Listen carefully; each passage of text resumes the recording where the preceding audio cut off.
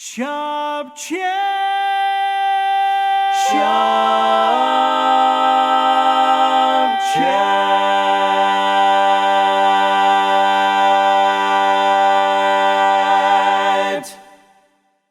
Oh, well, here we go again. Oh, what do you want to give me for? 525, would you give me 30, make it 30, 30, 30, would you give me 35, make it 40, would you give me 40, would you give me 45, make it 50, would you give me back 55. There was a boy from Arkansas who wouldn't listen to his ma when she told him he'd have to go to school. He'd take a walk in the afternoon, just follow him, and pretty soon you'd find him at the local auction barn. He'd stand and listen carefully, and pretty soon he began to see how the auctioneer could talk so rapidly. Oh me, oh my, it's true or die, I gotta learn that auction cry, gonna make my mark and be an auctioneer. $25 bid and a $30 30, would you give me 30, make it 30, bid, I got $30, would you give me 30, who'll give me $30 bid? I got a $30 bid and a 35, would you give me 35, make it 35, make it 35, would you bid by a $35 bid? So here you guys are, so young, and lo and behold, you become international champions, third youngest quartet champions of all time. Dan, at that point, how do you recalibrate what your mission and purpose is now as a quartet? Well, this really is a question that really does need to get kicked over to Kenny here at some point, but I'm happy to at least tee it up a little bit and get it back over to him. It was obviously, having grown up in barbershopping and Rick's older brother, I mean, he'd been in it long enough to know this was a really big deal. It really was amazing that we had been able to, and were fortunate enough to accomplish something like that. But we really did realize pretty quickly that we still had a lot of singing left in front of us. And I will tell you, one thing that I remember from back in those days, we did a lot of shows, obviously, in our own district and the Cardinal district. And I think it was the district convention right after we won in the fall of '78. We went up to the district convention in Indianapolis. One of the guys from the district said something to us after we sang. Of course, we've been working on 6 songs now for a long time. We had a show package, sure, but Right. we've really been working pretty hard on 6 songs. And one of these guys came up, smart aleck guy, says, "So you guys gonna learn some other songs now?" And I mean, it really kind of drove home the point that, yeah, we got a lot of more singing that we need to do. And frankly, I think that, and particularly Kenny, I think, understood and embraced that we had a long way to go. That was great that we got to win the contest. That was terrific. But there was so much more still to accomplish that it really did give us the motivation to let's do something else. A lot of quartets would win and be together for another year or two or whatever, and then that was kind of it. And Right. we didn't really want to do that. We really wanted to, let's see how far we can take this thing, and let's stick it out and see what else is out there. So as you guys are putting together a more polished show package, Rick, what were some of the things you guys were thinking about that you wanted to do to kind of set yourselves apart as a first-class show quartet? Well, one of the things that I think was very smart that we did after the contest, we met, and we obviously we were very proud of the accomplishment. But then it was like, okay, what do we do now?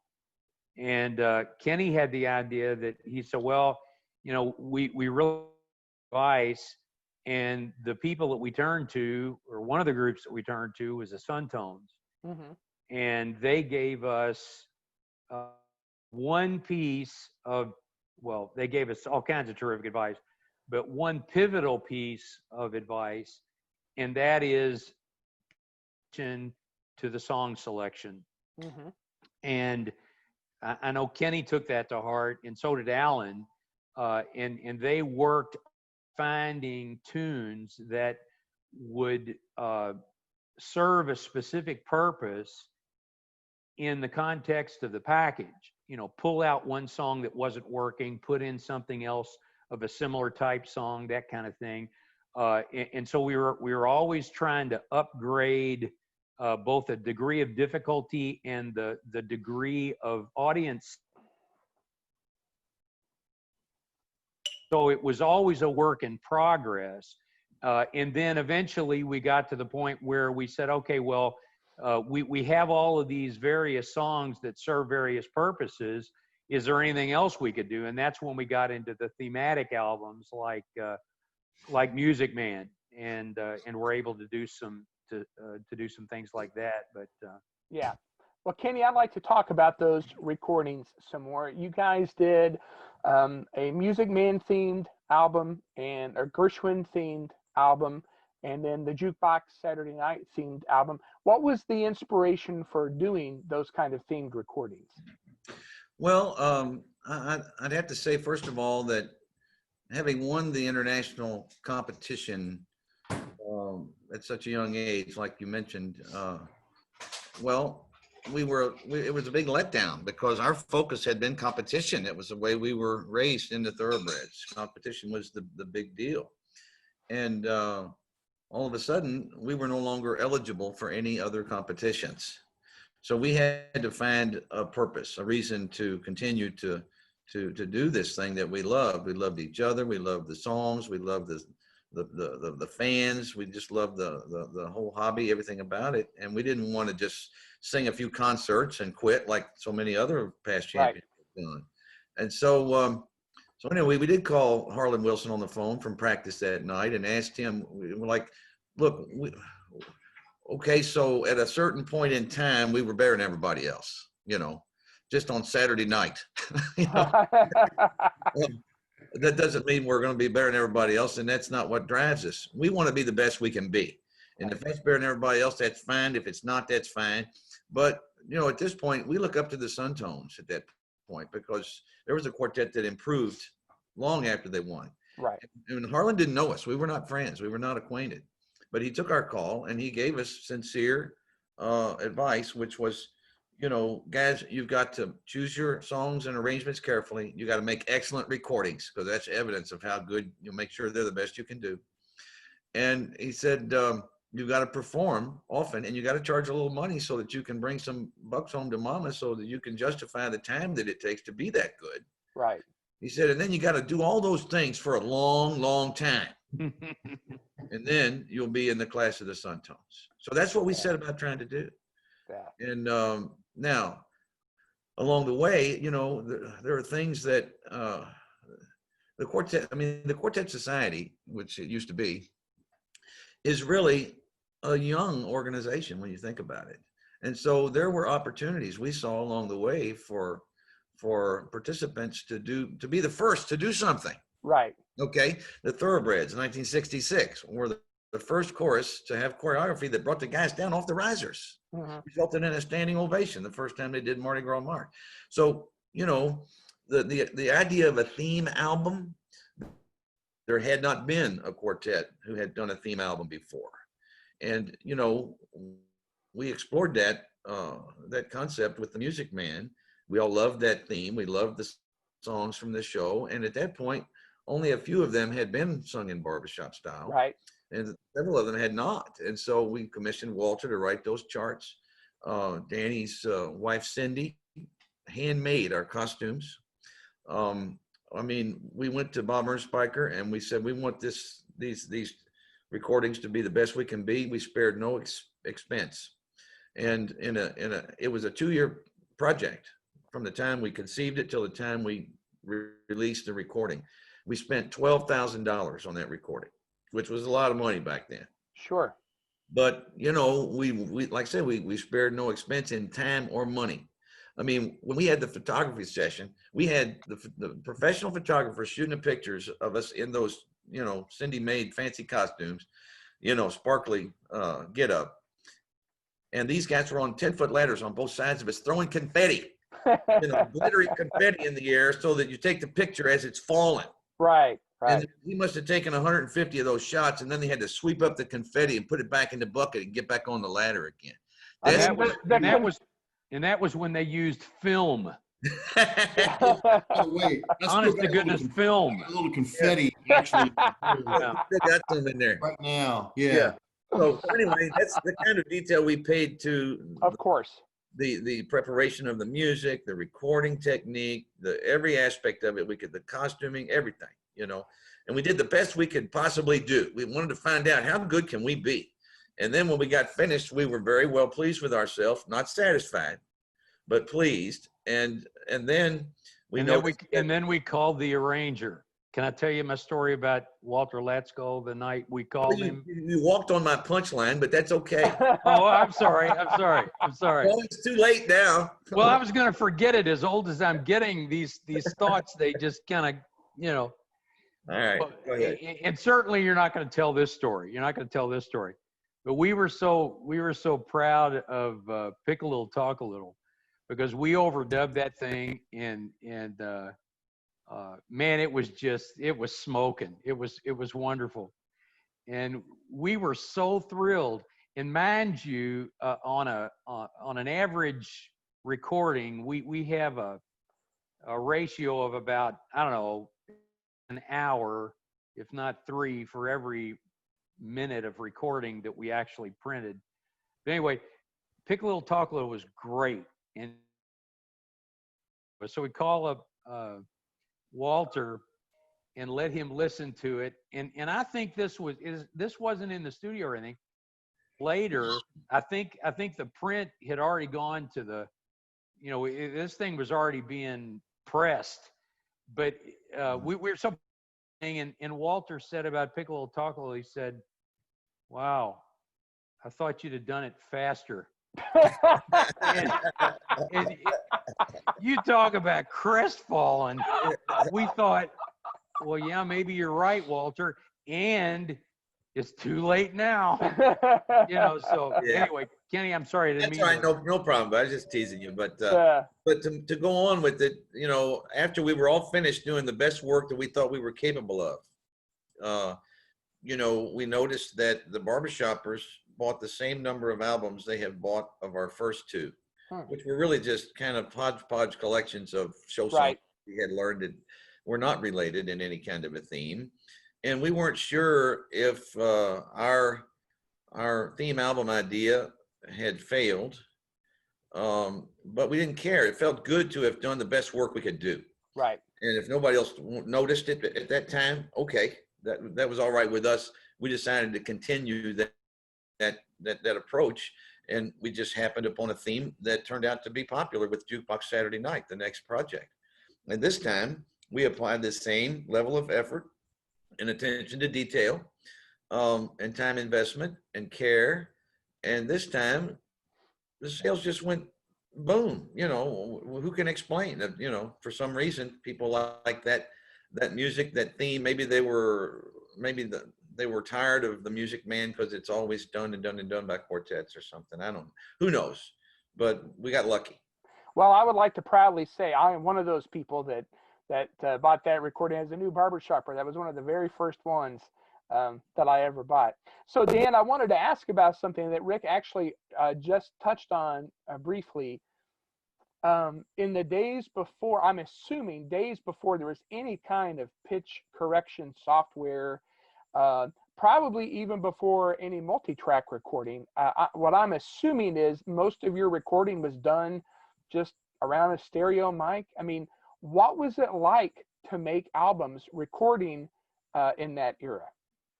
Well, our recording engineer, Bob Ernspiker, that Kenny mentioned, he was the son of a barbershopper. He was the son of a guy of a thoroughbred, and so therefore grew up in the craft. Bobby, we always considered him our 5th member, because as Kenny said, it was critical that we create good recordings to kind of let people know what we were really all about. And it was an amazing time. And I look back on those hours and hours. I mean, to Rick's point, I mean, it was hours and hours per finished minute of recording that we would do. And there was multi-tracking back in those days, but we really only overdubbed just a couple of things in our career. No, there wasn't any pitch correction. There wasn't any of that. That's all had to be self done. And Bobby did initially experiment with a couple of different mic placements as to how he really wanted that to work, but he really worked hard to make sure that there was a real presence of sound, so that too far off mic and it would therefore sound a little tinny. Right. Bob would make sure that we were in there as tight as we could be, and so we could stand in a pretty normal quartet position and have a good focal point for that sound. But it really was, it was great looking back on it, but it was incredible work. I mean, we would spend hours and hours and hours in there, and there were many evenings where we would spend 2-3 hours, or let's say a couple of hours. Bobby'd say, "Go home. Yeah. Nothing's going to happen tonight. It's going to be any good." Because I mean, to Rick's point earlier about, some nights you just don't have it. I mean, you're just not in sync for whatever reason. Bobby was the one who knew that or not. We wouldn't argue with him. We wouldn't say, no, we've put 2 hours in, let's go for another hour and a half. He would, no, I'm turning the lights out because we're going home, because he would know when it was going to happen or not. I gotcha. So I have told Kenny this before, but I'd like to just do my fanboy moment here with all of you. My favorite all-time 2 minutes of recorded barbershop is the Sweet Adeline section from the Old Songs medley. I just listened to it, and just in terms of barbershop craft, it is just impeccable. And I can't even imagine how much time, just knowing what those 2 minutes were, and then extrapolating that out across all of the things that you guys recorded. It's just so enjoyable. And the other thing about all of those recordings is the music is so different. You guys were not a pigeonholed quartet. And I'm just curious, Rick, as musicians, what did it take of you guys to be able to pull off music as diverse as Pick a Little, Talk a Little to A Foggy Day in London Town, which is one of my all-time favorite songs that you guys did? I mean, that's vastly different music. What did it force you all to do as artists to pull that off? Well, let me start by saying everything I know about music I learned at the School of Business, so I'm not really the musician. But I will say this. All of us had varied musical taste, but sophisticated musical tastes. We mentioned briefly Ed Wacey in a conversation I had once with him, and a man of very few words that he was. I asked him about what other music does he listen to when he's not doing barbershop, and he was a big jazz fan. And so, you can tell from arrangements that the variety of the guys do, like Walter and Ed, you can tell something about their inner voices when they arrange. And I think the key to doing that variety of music was just the interesting arrangements that these things. And when we learned a new piece, the arranger would kind of give us an idea of the way it ought to sound, and and then in some instances, Kenny would listen to classic arrangements of things, particularly the Gershwins and things like that, that may be a little bit more obscure. And he would come in, Kenny would come in having talked or piece of music with Alan, and then we would try to imitate that. Well, I don't know, Nat Cole or who else might it be? Sinatra, somebody like that has made a classic recording of something, and then we'd come in there, and there would be a flavor of that. And once we agreed on the plan, it was very easy to try to execute that plan. Yeah. But that I think was the key to it. Gotcha. Well, guys, I have just a couple of more questions I want to ask you. I don't want to take advantage of the fact that your tenor is missing tonight, but I would just observe that I will be eligible for the senior quartet contest in 2.5 years. And I'll let you guys draw your own conclusions to that. Yeah. But I do want to ask of each of you, first of all, if there is a personal highlight of Bluegrass Student Union that really means a lot to you more than others that you would like to share? Kenny, is there any personal highlight for you that sticks out? Hmm. Well, that's a tough one. People usually ask, what's your favorite story from the road, or what's excuse me, what is your favorite song that y'all ever sang, or something like that. So you've put a twist on it, and I will say this: that my favorite memories are not of the Carnegie Halls and the L.A. Shrine Auditorium and the fancy prestigious performances. Favorite memories happened in the studio, in the rehearsal hall, when there was no one around but the 4 or the 5 of us. Mm-hmm. When we discovered a new way to sing a phrase, or somebody embellished an arrangement and discovered a swipe that we liked better than what was written. Some things like that. So I'll let somebody else talk. I'm enjoying hearing these guys speak. Sure. Rick, how about They you, can't Rick? get a word in edgewise. How about you, Rick? Is there a personal highlight for you that sticks out? Well, not one. On a couple of different occasions, when the barometric pressure and the temperature and humidity was all fine-tuned, there were a couple of times on stage where I felt like the 4 of us really transcended the situation, and we were singing so far above our heads that and I'm serious about that. It happened maybe 2 or 3 times, but everyone in the group was in good voice. I mean, we'd made comments now and then that it was like that, we had stainless steel pipes, that kind of thing. And I think one of them was in New York, Carnegie Hall. That was,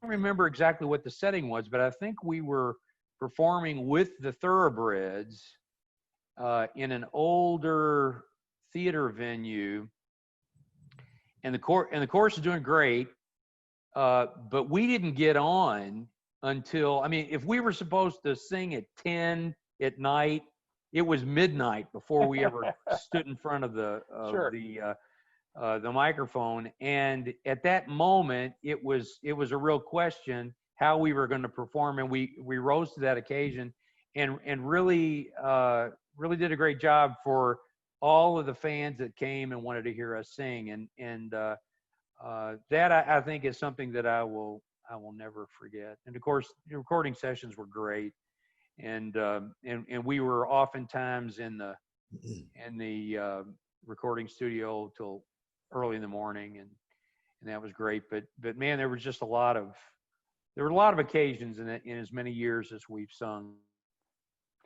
Dan, how about for you? Well, I'm glad you came to me last, because it gave me a longer period of time to think about it. But unfortunately, that wasn't long enough, and I don't really have a great answer. Let me echo part of what Rick said as well, because as I was sitting here thinking about some of that, there were a few. Really, it is kind of a handful of moments of performance where, to me, it was like we were a single organism. I mean, we were so in sync with each other as to what was going on. I think it was Grossinger's, if that makes sense. Might have been. That was one where the chorus was, and we were on far later than we should have been. Yeah, there were a few of those, and I could name a few others, but one of them that came to mind that I really do still think about on occasion is that one of the cuts one of the songs we sang really in performance a lot that people seemed to like a lot was Java Jive. Mm-hmm. And we pulled that together, basically kind of woodshedded it based on a Manhattan Transfer recording of that. And we were up at Don Claus's house doing a coaching session one time, and we basically kind of pulled that song together around his swimming pool. Late one evening, just standing there woodshedding that song and working the parts out and making sure we didn't have bad chords and all that kind of thing. And that's a moment that I remember that was just really pretty special. Oh, that's awesome. So I know just today I was listening to, first of all, for those who haven't had a chance to listen to you guys a lot, there are a lot of clips of you all available on YouTube for people to watch. There is even a pretty significant segment of the 1978 Midnight Rose finals performance. But today I was listening, I can't tell you when and where this was, but it was a performance of I Can Dream, Can't I? And when you lock that last chord, it is so overwhelming, the sound system's capability of being able to contain it. It's just going crazy, which you feel that on YouTube. So those are just some special moments that you guys have left for a lot of us to enjoy. And that was the last thing really I wanted to ask each of you about. If you were able to make a wish for what you wanted the legacy of Bluegrass Student Union to be, what would you want that on down the line as people come to listen to you all and discover your recordings, discover more about you? What would you hope people would say most of all about Bluegrass Student Union? Rick, I'll start with you. Oh, well, I think what I would hope that people would realize and what our legacy would be is that we cared for the listener, and we cared enough about the craft to do, and we paid attention to, we had an awareness, at least we hope, by many years, and we wanted to make it count. And so for our families who sacrificed all the times that we traveled and what have you, for the fans who may have never seen us in person, to give them something that would leave a lasting impression, and that maybe in some way we may have preserved the society that we knew and loved, and just do our part to preserve the art form. That's great. Dan, how about you?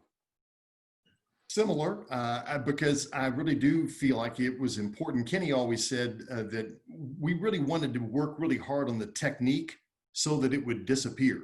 Yeah. If you're working really, really hard on the technique and you get it exactly right, nobody notices it because it doesn't get in the way of the performance. And I would love for people to kind of, if they can enjoy whatever it is that we were able to lay down on a recording or on a video, and be able to really feel that song, because the technique's not getting in the way, but yet it's good enough that it's also not getting in the way. And then I would love that. I would love for people to feel like that here are guys that cared enough, who worked really hard, to Rick's point, because we care about that person on the other side of the floodlights, and we really wanted to deliver a product to them that would help them go through their range of emotions of laughing and crying and really connecting with what those messages were. It's a great relationship, as any performer, as you know as well, Shane, that performer wants to connect with the audience that way. And we were just four guys that really worked pretty hard and wanted to make sure that we made as good a connection as we could. And Kenny, last of all to you. Well, this might sound a little sappy, but at this age, I don't care. I'll say that ancient and modern philosophers alike agree that the noble purpose of art is to purge the emotions of people. And these emotions that we're blessed with as human animals, if we don't find a civilized way to exercise them, then they'll manifest themselves in unpleasant ways. And that's what art is all about. And barbershop harmony is an art form. Well, some people say it's just a style of an art form called American popular song. But anyway you slice it, it's art, and it has that noble mission. We understood that mission from a young age. That's been what we've been trying to do. And so it made it worthwhile for all of the time that we spent. And so the rest of it is, we found the music in a certain state. We think we made it better. We passed it on. Mhm. I think that is as great a way to summarize the quartet's legacy as anybody could. Well, guys, we here at Shop Chat cannot begin to thank you enough for taking so much of your personal time to spend with us so that people could get to know you all and know your story better. And on behalf of the Shop Chat audience, but more importantly, on behalf of so many barbershoppers who you have entertained and moved and inspired, thank you all very much. You're welcome. That's very kind, Shane. Thank you. You're welcome. And where's the afterglow? All right, I'll be up to Louisville here in about 12 hours. So, Okay. all right. Well, Bluegrass Student Union, thank you all so very much. And Thank ladies you. and gentlemen, thank you for joining us on this episode of Shop Chat. And through foggy London town the sun was shining.